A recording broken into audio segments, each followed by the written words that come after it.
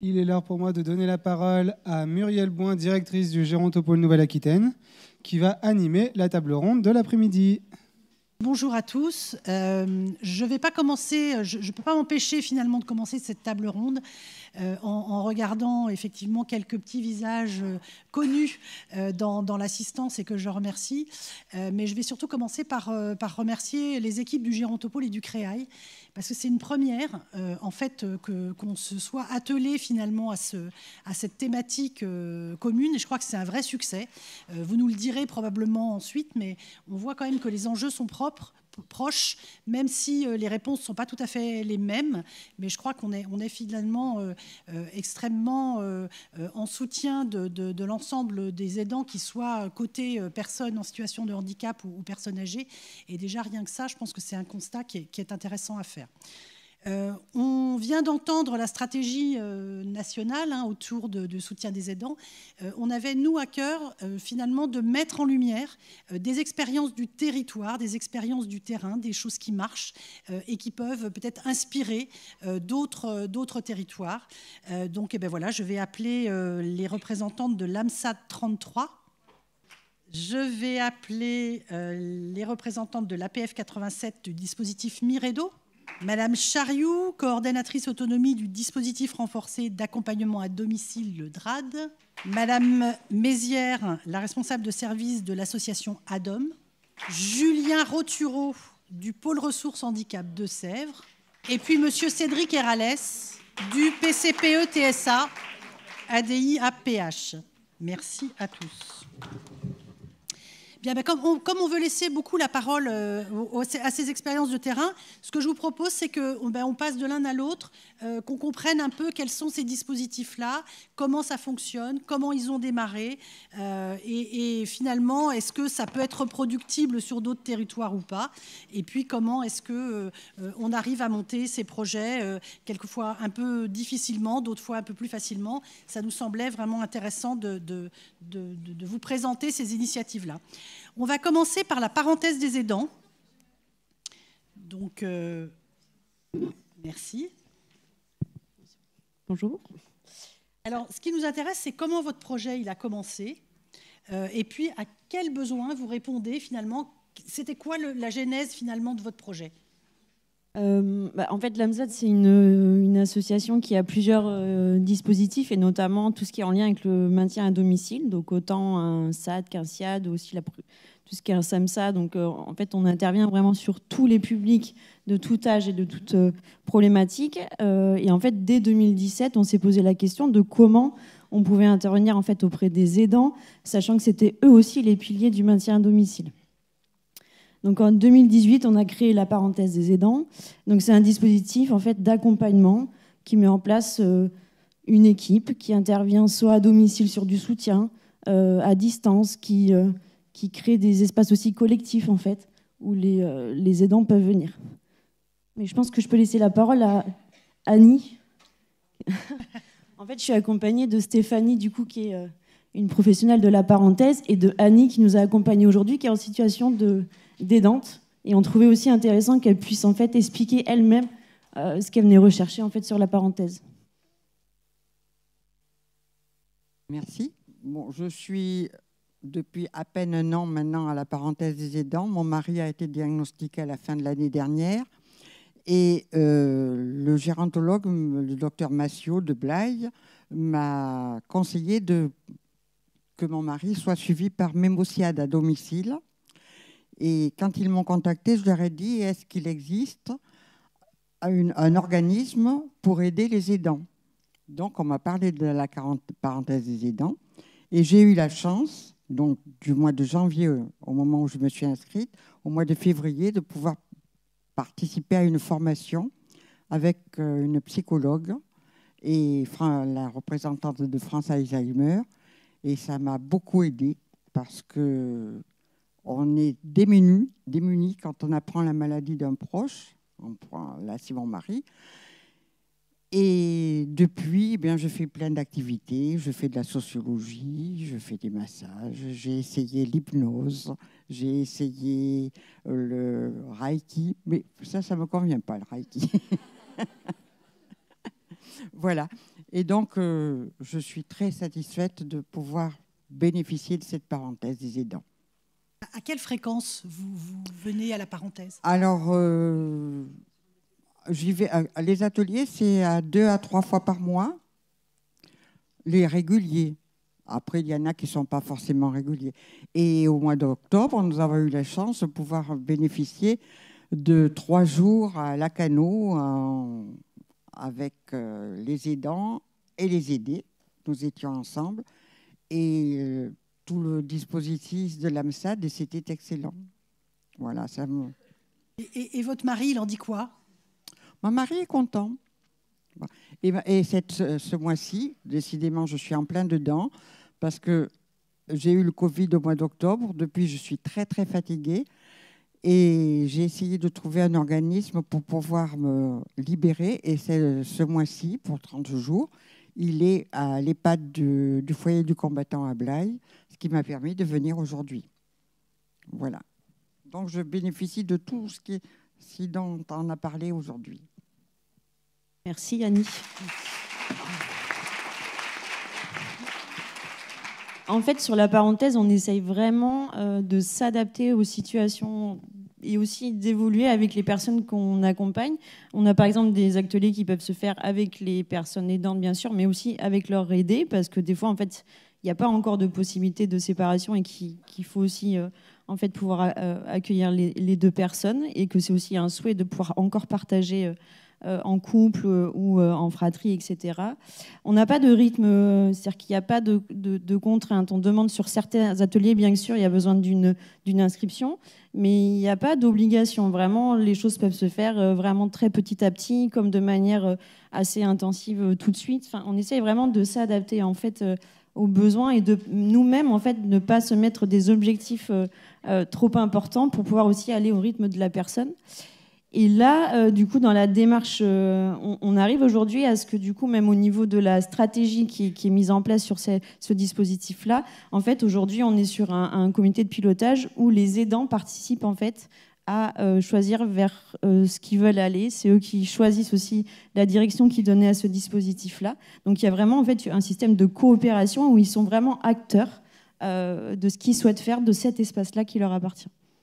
Combien d'aidants, finalement, vous accompagnez? Alors, on a une centaine d'aidants qu'on accompagne, à savoir que même si c'est porté par l'AMSAD, du coup, en fait, ce n'est pas automatiquement en direction des personnes qui sont de l'AMSAD. C'est-à-dire que toutes les personnes du territoire en situation d'aidance, en fait, peuvent être accompagnées par la parenthèse des aidants. Et est-ce que vous pensez que votre dispositif, il peut être finalement duplicable sur d'autres territoires? Quels conseils vous pourriez donner pour que d'autres territoires puissent se lancer dans cette aventure-là? Alors, duplicable, je pense. Et on a déjà vu qu'il y avait des expériences qui étaient très intéressantes depuis ce matin.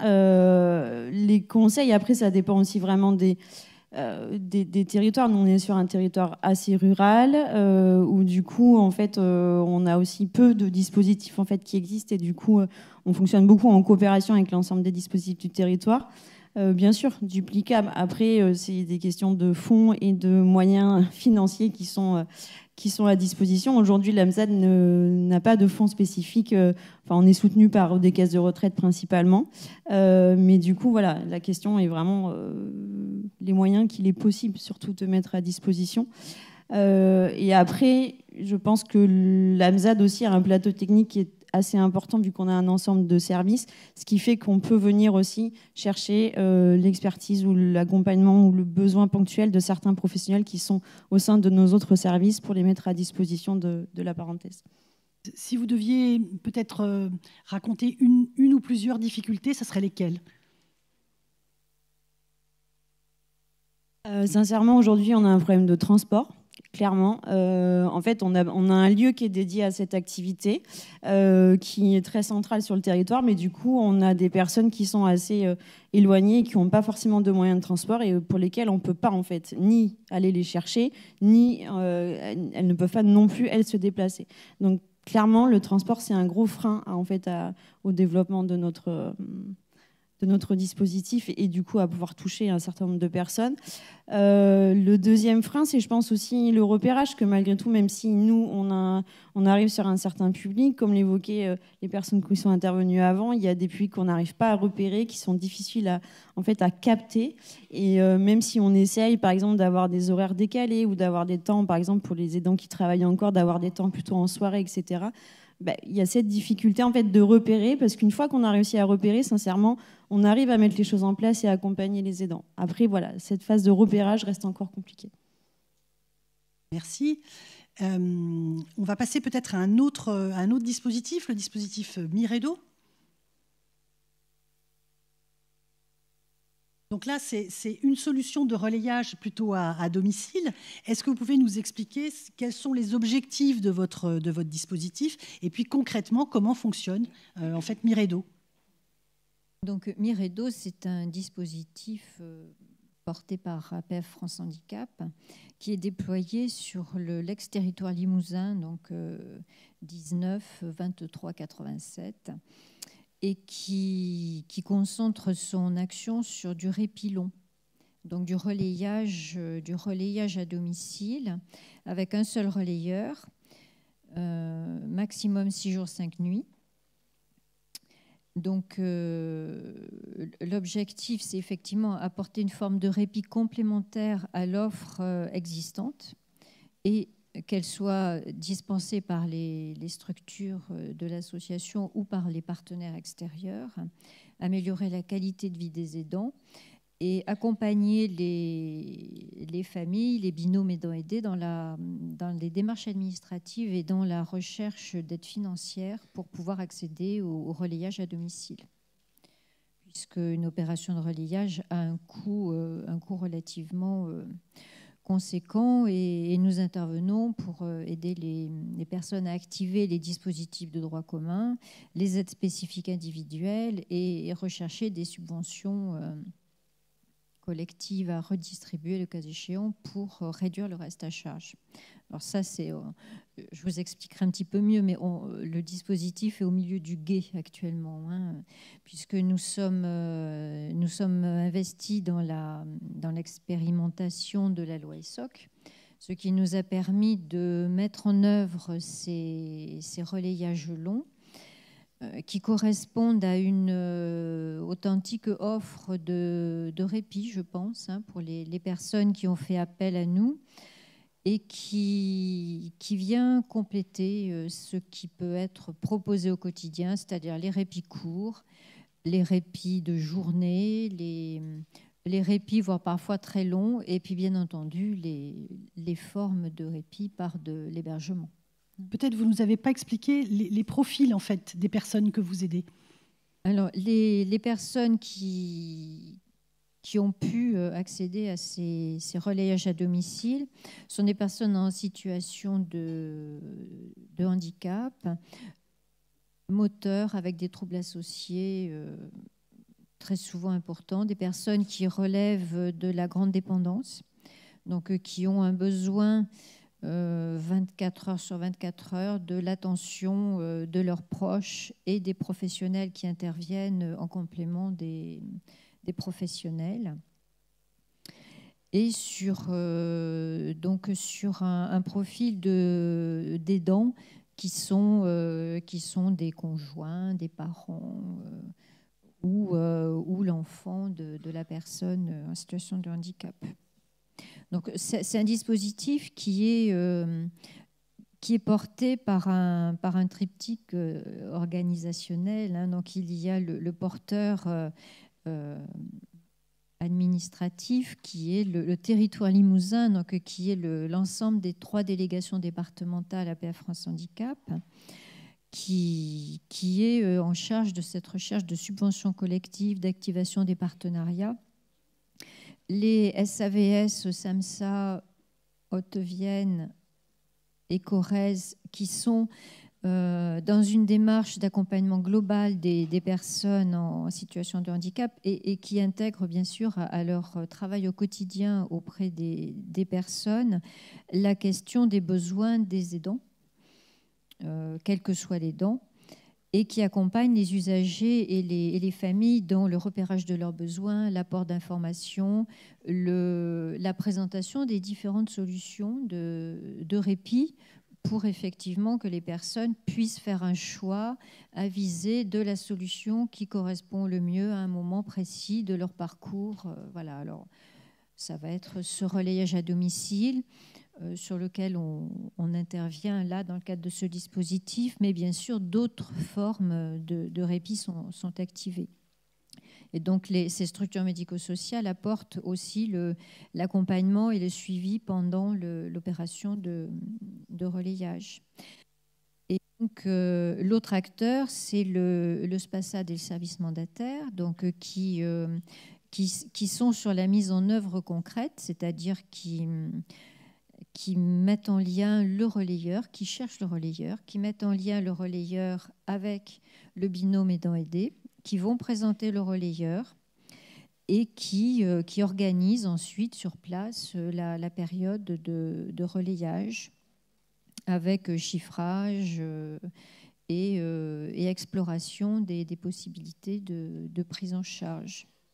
Et justement, peut-être sur la prise en charge, si vous pouviez nous dire quelques mots de la prise en charge. Oui, alors sur la prise en charge, c'est là où je vous disais que notre dispositif était au milieu du gué, puisque l'expérimentation ESSOC nous a vraiment apporté un levier par cette dérogation au droit du travail pour expérimenter auprès de ce public très dépendant, pour lequel un relayeur unique est quelque chose de facilitant pour accéder au relayage, puisque très souvent, ce sont des personnes qui ont peu d'intervention extérieure, où l'aidant a une grande place dans le soutien au quotidien, et pour lequel avoir affaire à plusieurs interlocuteurs professionnels, sauf à ce que ce soit déjà des services qui interviennent chez eux, qui pourraient éventuellement proposer cette prestation de relayage, ce peut être un frein, une multiplicité de relayeurs. Donc effectivement,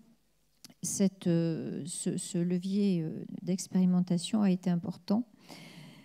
Et donc dans ce cadre-là, jusqu'à fin 2022, les subventions collectives étaient mobilisables pour permettre une redistribution en fonction du nombre d'heures de relayage au binôme aidant-aidé pour alléger le reste à charge de ces opérations de relayage. Donc aujourd'hui, nous sommes dans une évolution vers effectivement les bilans des expérimentations sont en cours. Sur la poursuite de l'expérimentation, bien entendu, nous sommes tout à fait impliqués et partenaires pour poursuivre toute expérimentation dans ce sens. Et il n'en demeure pas moins qu'aujourd'hui, la question du financier revient au devant de la scène, puisque aujourd'hui, les subventions collectives sont de moins en moins mobilisables. Les crédits dans le cadre d'Agir pour les aidants apportés par l'ARS nous permettent effectivement de poursuivre ces aides au financement sur cette dernière année un petit peu de transition. Mais aujourd'hui, l'activation des prestations de droit commun reste très compliquée, reste très limitée, reste très inégale d'un département à l'autre. Et autant aujourd'hui, les caisses de retraite complémentaires ont enclenché ce dispositif de cette subvention réactive aidant, enfin ciblée sur le financement de relayage, avec la limite qu'elle est d'un montant limité, que ça peut permettre le financement d'une partie d'un relayage, mais un relayage par an, ça reste relativement peu pour certaines situations. Je crois que vous êtes aussi engagé dans une recherche-action. C'est un petit peu tout ça. C'est effectivement apporter notre retour d'expérience, apporter dans le cadre du bilan de notre expérimentation, dans le cadre de ESSOC, apporter notre regard.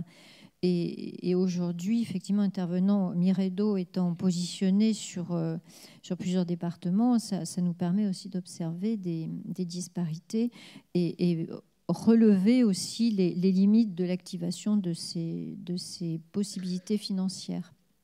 Alors, PCH et APA, effectivement, prestations de droit commun, pour arriver à faire du relayage à domicile une solution possible, ces deux prestations-là, à mon sens, sont appelées à évoluer dans le temps pour activer le droit commun, puisque le principe de subsidiarité va faire qu'on va chercher d'autres financements complémentaires, mais sans ces prestations de droit commun, l'accès au relayage risque d'être très compliqué.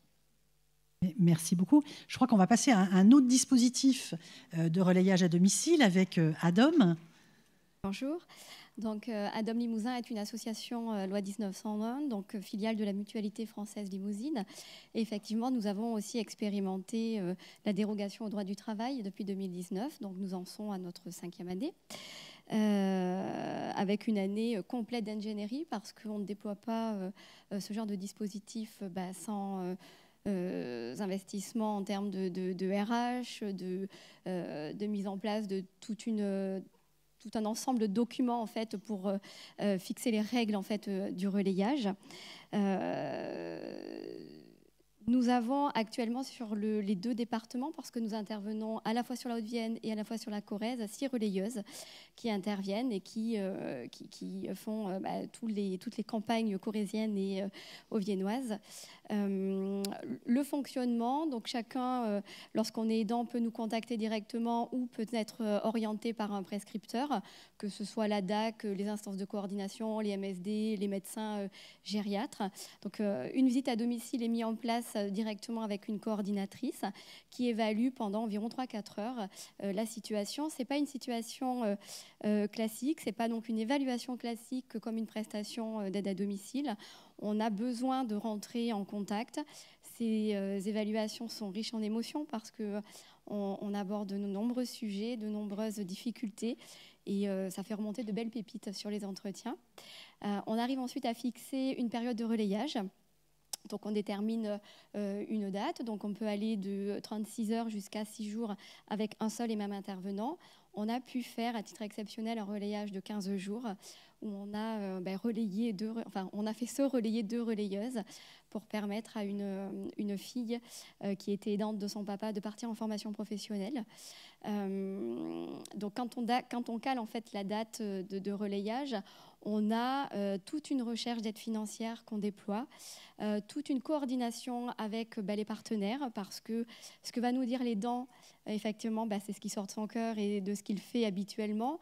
Il n'empêche que parfois, on peut avoir quelques petites surprises qui sont parfois cachées ou pas forcément volontairement, mais en tout cas qu'on a omis de nous dire. Et nous, on est là dans le relayage où on a besoin d'authenticité, d'avoir toutes les informations parce qu'on a des intervenantes qui viennent seules, qui ne connaissent pas la famille et qui ont besoin véritablement de connaître ce qui se passe à la maison. Donc il est impératif de coordonner avec tous les professionnels qui gravitent, donc les SIAD, les autres services à domicile. Et on n'est absolument pas en concurrence quand on parle du relayage. On est vraiment en coordination et en travail partenarial avec eux. Donc toute cette phase-là, elle est indispensable. Ensuite, il y a une belle rencontre la première rencontre entre la relayeuse à domicile et le couple aidant-aidé qui se fait donc à la maison sur un temps de 2-3 heures autour d'un café pour que la relayeuse, parce qu'elle va venir toute seule, donc elle a besoin aussi d'identifier le lieu, d'identifier la personne. Et ensuite, elle va nous dire, moi, je suis OK pour relayer ou je ne suis pas OK. Parce que le principe du relayage, c'est pas comme une intervention classique qu'on va positionner sur un planning. On doit prendre en compte quand même tout ce que ressent l'intervenante. Et pour le coup, elle a le droit d'accepter comme elle a le droit de refuser un relayage. Et ça, c'est très, très important. Parce que l'idée, c'est que ce soit une belle rencontre et un bon moment pour l'aidant, l'aidé et la relayeuse. Mais justement, comment vous faites? Parce que j'imagine que quand la mayonnaise prend, j'ai envie de dire, c'est formidable. Donc ça veut dire que ces dispositifs-là, les gens doivent vous dire, mais nous, on veut à nouveau repartir sur ce relayage-là. Donc, comment vous faites pour pouvoir répondre à toutes les demandes finalement? Alors, on ouvre un grand planning géant, on regarde nos subventions et puis on arrive à caler. Juste pour reprendre, il y a le relayage qui se fait, donc effectivement l'aidant part. Et en fait, tout le long du relayage, l'intervenante, elle écrit un journal de bord qui permet en fait de retracer tout ce qui se passe à domicile. Et parfois, et souvent même, c'est source de conseils. Parce qu'elle va conseiller un fonctionnement sur un coucher lorsqu'il y a des angoisses, par exemple, en période lorsque l'hiver arrive et que la nuit tombe, l'aidé peut être très stressé, et nous, on va tester quelque chose. Et en fait, on va l'écrire. Et pour le coup, ce carnet de bord, ce journal d'accompagnement, il est transmis à la fin du relayage à l'aidant. Ça lui permet à tête reposée de voir ce qui s'est passé. Et ça permet aussi de rassurer, parce que nous, on vit ce qu'il vit lui. Alors, de manière très écourtée et émotionnellement pas tout à fait la même chose, parce que nous, on est quand même détachés et professionnels. Il n'empêche qu'on explique que ce qu'il vit, c'est dur. Et donc, du coup, on met vraiment des mots sur ce qu'il peut ressentir, et ça peut être rassurant. Et ça sert aussi, ce journal, un petit peu d'expertise, parce que voilà, il y a un compte-rendu, il y a des propositions que l'aidant peut essayer derrière. Et on a vu parfois des professionnels, type la PTA, qui nous disaient « Est-ce que vous acceptez de nous transmettre le journal d'accompagnement pour qu'on puisse expliquer que là, on va peut-être passer sur un accueil temporaire ou autre ». Voilà. Donc ça veut dire que ça vient changer les habitudes quelquefois. Oui, complètement. Ça vient remettre en question. Ça remet en question, ça pose. Les personnes qui étaient au début sceptiques, qui avaient certaines barrières à laisser leurs proches et à prendre du plaisir alors que le proche restait, voilà, ça souligne tout, parce qu'en fait la personne, elle a pris du bon temps, effectivement, elle est allée se reposer, elle a été voir ses petits-enfants. Il n'empêche que nous, on a passé un super moment aussi. Et quand l'aidant revient et qu'il voit son aidé avec la grosse banane, eh bien, c'est rassurant, et il se dit je vais repartir. Moi, je me pose une question aussi sur les relayeuses ou les relayeurs. Est-ce que c'est compliqué de trouver des gens qui veulent faire ce métier-là, finalement ? Alors, nous, on a fait le choix de faire un recrutement en interne, parce qu'on avait besoin de connaître nos professionnels. Il fallait quand même certains critères, il faut être adaptable. Enfin, nous, c'est vraiment le baroudeur, en fait. 6 baroudeuses, parce que chaque maison est différente, chaque famille est différente, et tout est différent. Donc, en fait, sur l'appel à candidature, nous avons 6 personnes qui se sont mobilisées. Après, on a fait plusieurs questionnaires, on les a régulièrement entretenues. Elles sont hyper satisfaites d'avoir expérimenté, parce qu'elles prennent le temps. En intervention classique, elles font 1 heure, elles courent. On parle de projet d'accompagnement, c'est très beau, mais finalement, en 1 heure, on n'a pas vraiment le temps de faire grand-chose. Là, pour le coup, c'est je vis avec la personne et je prends le temps. Si j'épluche une patate pendant 30 minutes, c'est pas grave. J'ai écouté du Brassens en même temps, on a rigolé. Et voilà, il y a vraiment une approche, et on est en contact, il y a de l'humain. Et pour le coup, l'avantage de renouveler des relayages, c'est qu'on puisse suivre les situations aussi. Et en fait, on s'aperçoit que l'aidant qui était épuisé quand on a commencé à l'accompagner, il est un peu moins épuisé, en fait, au fur et à mesure qu'on intervient. Parce qu'il sait, rien que de savoir que le répit existe, il se dit... c'est peut-être pas pour tout de suite, mais ça existe et je vais y aller, quoi. Et tout de suite, il est reposé. Et peut-être sur le profil aussi des aidés. Alors, le profil des aidés, on a relayé 176 personnes. En combien de temps ? Alors, en 5 ans. 5 ans. On arrive sur la 5e année. Enfin, on va dire, 4, parce que la première année, c'est de l'ingénierie, puis on a le Covid aussi qui est passé par là, donc on a restreint. Ça correspond quand même à 13 343 heures de relayage et 556 jours de relayage à domicile. Donc la moyenne, c'était 4 jours, 3 nuits, avec 160 personnes âgées et 16 personnes en situation de handicap. Et au niveau des personnes en situation de handicap, j'ai même relayé des enfants de 5 ans qui avaient des troubles autistiques. Donc on est ouvert à tout, parce que chaque personne est différente, et chaque personne aidante a besoin et a le droit à un répit. Au niveau du profil des aidants, donc lorsqu'on est aidant d'une personne âgée, c'est souvent qu'on est enfant de l'aider, souvent retraité. On a relayé, donc en tout cas les aidants étaient 61% des femmes, 39% des hommes, et la moyenne d'âge était de 66 ans. Du côté de l'aidant d'une personne en situation de handicap, donc c'est souvent une femme, une maman, qui a 49 ans et qui est en activité. Au niveau des aidés, le profil de la personne âgée, donc plus de 85% de femmes et de 85 ans, Et pour la personne en situation de handicap, donc 73% des hommes et la moyenne d'âge de 30 ans. Au niveau de... Alors, la grosse problématique, ce sont les subventions. Enfin, en tout cas, les financements. Et nous avons fait des recherches de subventions et nous avons obtenu plus de 700 000 € pour déployer cette expérimentation.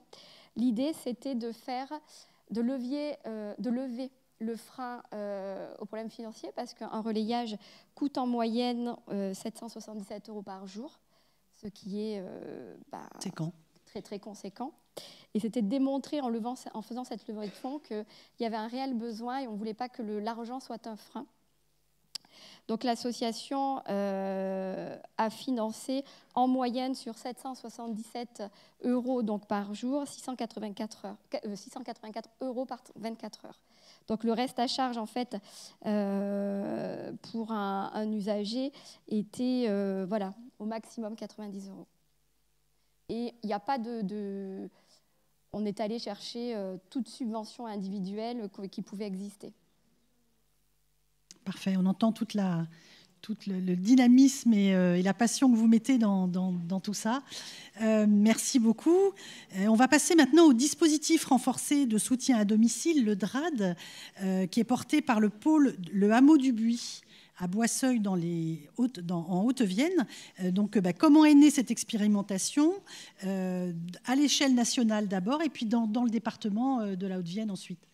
Alors, cette expérimentation, elle est née d'un appel à candidature de la plateforme Article 51 qui a choisi 3 grands porteurs pour l'expérimentation DRAD, donc HSTV en Bretagne, la Croix-Rouge française et la Fédération nationale de la mutualité française, dont fait partie le pôle Le Hameau du Buis.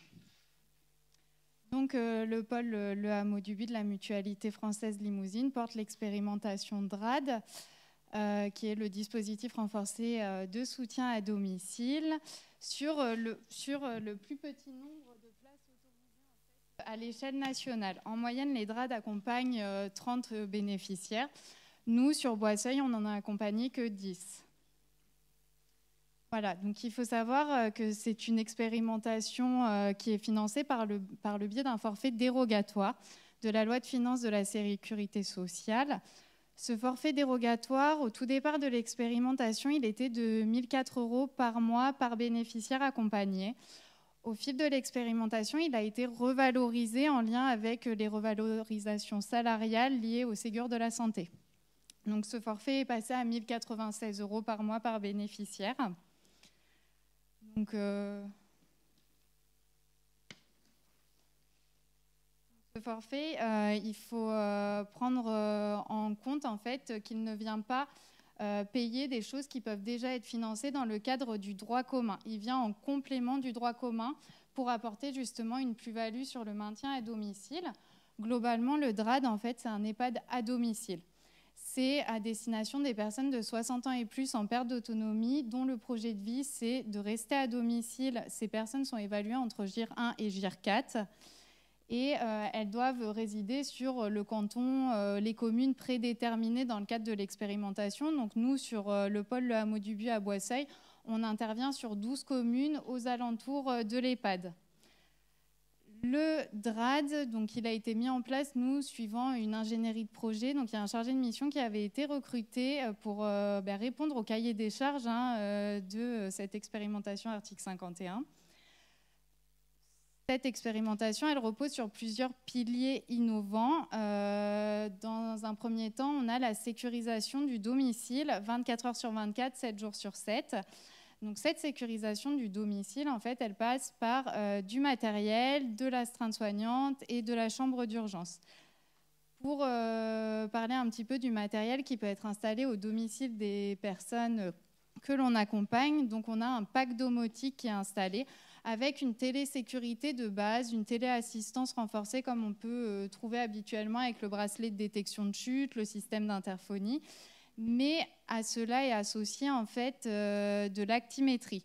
Donc, par actimétrie, on va entendre capteur de mouvement, capteur d'ouverture de porte, détecteur de fumée connecté, capteur de lit, capteur d'ouverture de réfrigérateur.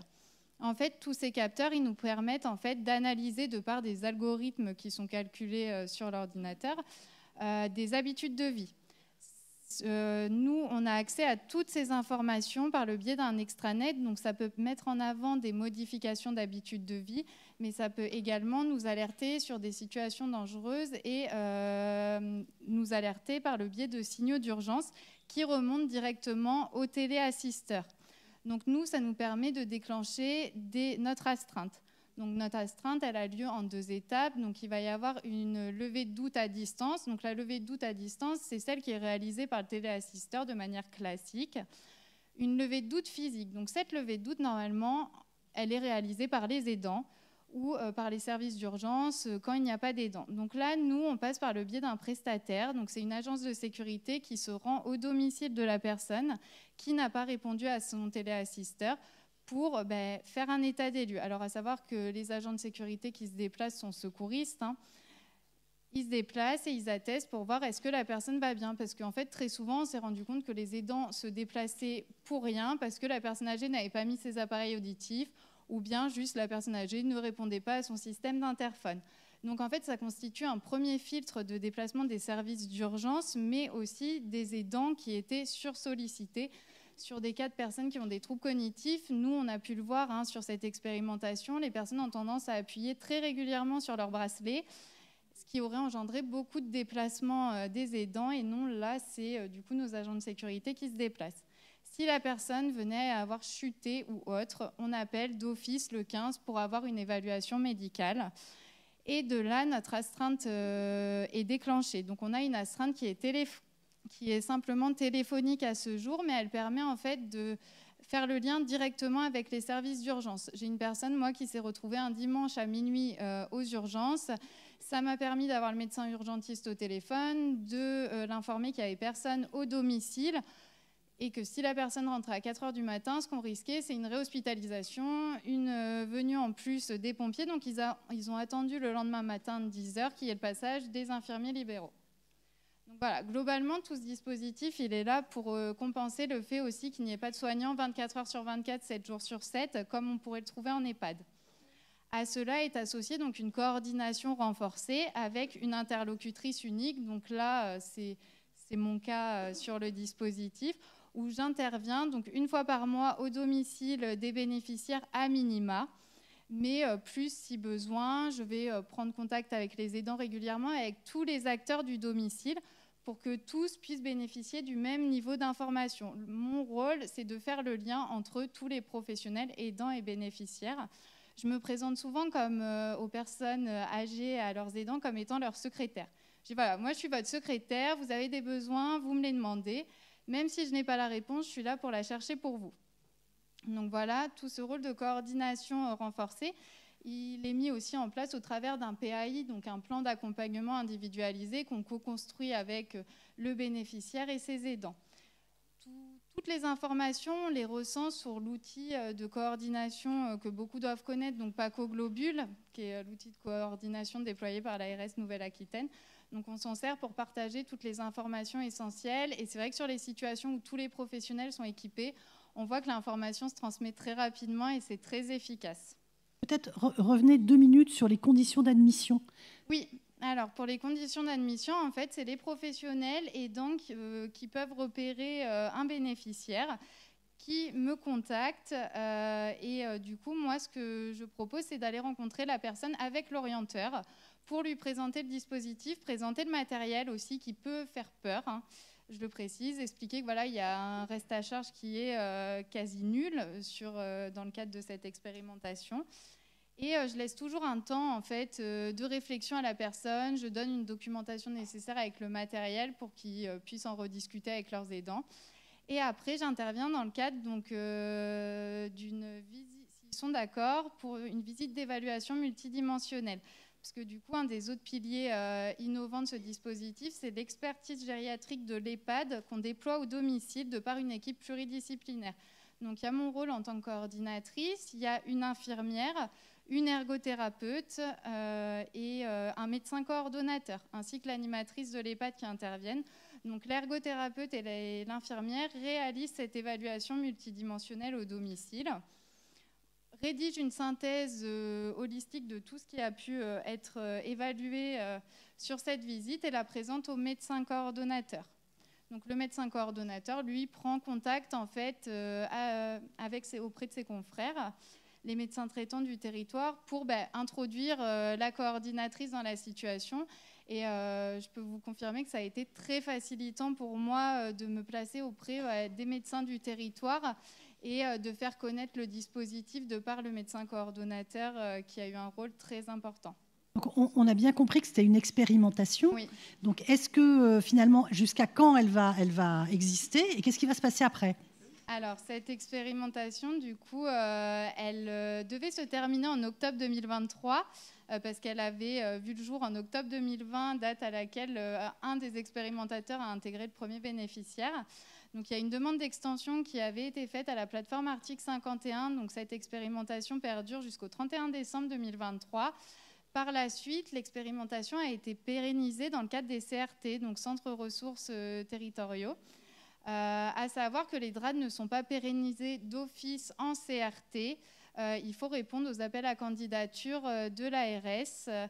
Alors nous, sur le pôle Le Hameau du Bion, on a eu la réponse récemment, mais à compter du 1er janvier 2024, on passera en CRT. Et du coup, pour une continuité de parcours pour les 10 bénéficiaires qu'on accompagne, voilà, ça va vraiment être une plus-value pour eux. Et il y a juste un dernier petit point aussi sur le dispositif que je voulais mettre en avant, qui a un lien vraiment avec aussi le répit de l'aidant, c'est qu'on propose aux personnes de venir 2 fois par mois sur l'EHPAD en atelier d'animation. Donc les personnes, on leur finance le transport, ils viennent sur 2 demi-journées, on leur propose également de venir se restaurer sur l'établissement s'ils le souhaitent. Ça permet aussi de déstigmatiser un petit peu l'image négative qu'on peut avoir de l'établissement pour les aidants et pour le bénéficiaire. Et c'est vrai que c'est quelque chose qui est très apprécié. On a des retours très, très positifs de juste la participation aux ateliers. Merci beaucoup. On va revenir plutôt côté handicap maintenant, avec le pôle ressources handicap des Deux-Sèvres. Est-ce que vous pouvez nous expliquer un petit peu votre pôle et puis nous dire ce que c'est qu'une APV, une assistance au parcours de vie ? Oui, bonjour. Alors 2 choses. Le pôle ressources handicap, il est donc sur les Deux-Sèvres, un département rural, environ 400 000 habitants, avec la préfecture Niort, 60 000 habitants, pour avoir un peu une idée du territoire et de la réalité des personnes sur le territoire. Le pôle ressources existe donc grâce au financement de la CAF, avec une mission double. Donc en direction des familles, faciliter l'accueil dans les accueils de loisirs pour les familles ayant un enfant en situation de handicap, quel que soit le handicap, reconnu ou non, sur demande des familles, des aidants. Donc c'est leur permettre à ces familles de connaître leurs droits et les exercer, faire en sorte que leur enfant aille jouer avec les autres dans les accueils de loisirs. Les accueils collectifs de mineurs, il y en a quelques centaines sur chaque département. Donc ce sont des dispositifs des structures de droit commun. Donc c'est aider les familles à avoir accès aux structures de loisirs de droit commun et aider les structures de droit commun, ces accueils collectifs, ces accueils de loisirs, à accueillir tous les enfants. Pour le dire le plus simplement possible, c'est faciliter le développement, le déploiement d'outils d'adaptation, de repérage. Ce qui a été dit tout à l'heure, développer du repérage pour un enfant ayant des besoins spécifiques, c'est venir servir tout le collectif. Et ça se voit quand les pros le mettent en place. Ils le sentent assez rapidement que ça parle pour les autres enfants aussi. Donc c'est aider au développement d'outils, être présent quand il y a besoin pour développer l'entraide dans une équipe pour que l'enfant justement se repère, et puis faire les liens avec la famille s'il y a besoin de parler, de reparler, comment prendre soin de l'enfant, des enfants. Ça c'est le pôle ressources handicap. Et puis le dispositif d'assistance à projet parcours de vie, vous avez vu, il y a sur 3 départements, Vienne, Charente et Deux-Sèvres. Ces dispositifs existent donc sur financement de l'ARS, l'Agence régionale de santé. Depuis mars 2021, les deux se rejoignent, ils s'articulent parce que c'est sur le même département, c'est en direction des personnes en situation de handicap reconnu ou non, à la demande des aidants également. L'assistance à parcours de vie, elle est basée, comme le pôle ressources, sur la question du pouvoir d'agir, c'est-à-dire qu'on n'intervient pas, on intervient uniquement sur demande des personnes. C'est lorsque les personnes nous sollicitent que l'on intervient. Si des pros nous appellent, on peut leur expliquer ce à quoi on sert. mais on attend, on bouge pas une oreille tant qu'une personne ne nous a pas sollicité directement. Pourquoi? Pour qu'elle puisse faire pour et par elle-même son propre projet.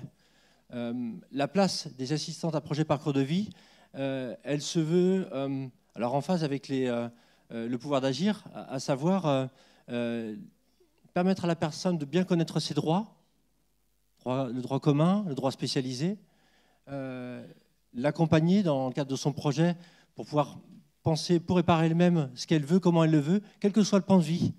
Ça peut concerner la santé, l'emploi, le logement. Mes collègues ne sont pas des expertes du handicap, ce sont des expertes de projet. C'est-à-dire qu'elles vont aider les personnes à réfléchir à leur projet, soit parce que c'est flou, parce que le milieu spécialisé peut être difficile à discerner, nombre d'acronymes, il suffit d'entendre un peu tous ceux qu'on a prononcés aujourd'hui, difficulté à se repérer, perte d'énergie ou manque d'énergie parce que difficulté à se relancer. Eh bien, le but est connaître ses droits, connaître l'existence de l'environnement, qu'est-ce qui existe tout près de chez moi, et que la personne fasse ses propres choix et l'ordre de ses choix. On n'a pas à donner de priorité, même si on pense à des besoins que l'on perçoit de la personne, on doit s'abstenir de penser à sa place. C'est elle qui va nous donner le choix qu'elle fait, comment elle le fait et comment elle souhaite le mettre en œuvre. Donc l'assistance à projet parcours de vie a pour but l'expression de la personne, le temps de l'élaboration pour pouvoir affiner. C'est une démarche projet, hein. Qui, quoi, où, comment, avec qui, quels moyens, droit commun, droit spécialisé, et après de le mettre en œuvre très concrètement. Et s'il y a besoin d'aide, on ne s'improvise pas expert des experts qui existent déjà, vous en avez nommé multitude, c'est trouver les bons experts pour que les personnes elles-mêmes rapidement se connectent avec ceux qui vont être experts admettons, du logement pour le mettre en œuvre. Mais du coup, est-ce que vous-même, vous développez des solutions de répit? Ou est-ce que vous orientez finalement chaque personne en fonction de ses souhaits? On n'oriente pas, c'est la personne qui s'oriente elle-même après une décision mûrement réfléchie. Non, on n'innove pas. Je dirais la force que l'on a sur tous les territoires français, c'est qu'il y a une diversité et une complémentarité, je l'espère, d'offres de droit commun et de droit spécialisé. Déjà, le repérage de cet existant est assez important. Donc, on aide les personnes à mieux discerner ce qu'elles souhaitent, et c'est elles qui le décident, à mieux discerner ce qui existe et où est-ce que ça existe, et à faire le choix d'y aller et comment y aller. Donc, du coup, ce que j'entends, c'est qu'il y a une grande place de l'aidant, en fait, dans votre réflexion, dans votre accompagnement. Bien sûr, l'expertise d'usage et la connaissance des personnes qui, mieux qu'eux, peuvent choisir ce dont ils ont besoin et vers où ils souhaitent aller. On doit, je pense, au contraire, lâcher prise avec peut-être des prêts à penser. Je peux vous faire un exemple. Pour une enfant en pédopsychiatrie, une assistante sociale m'appelle pour me dire, pour cet enfant-là, pendant ses vacances scolaires, elle a besoin de loisirs et automatiquement, elle pense à accueil de loisirs.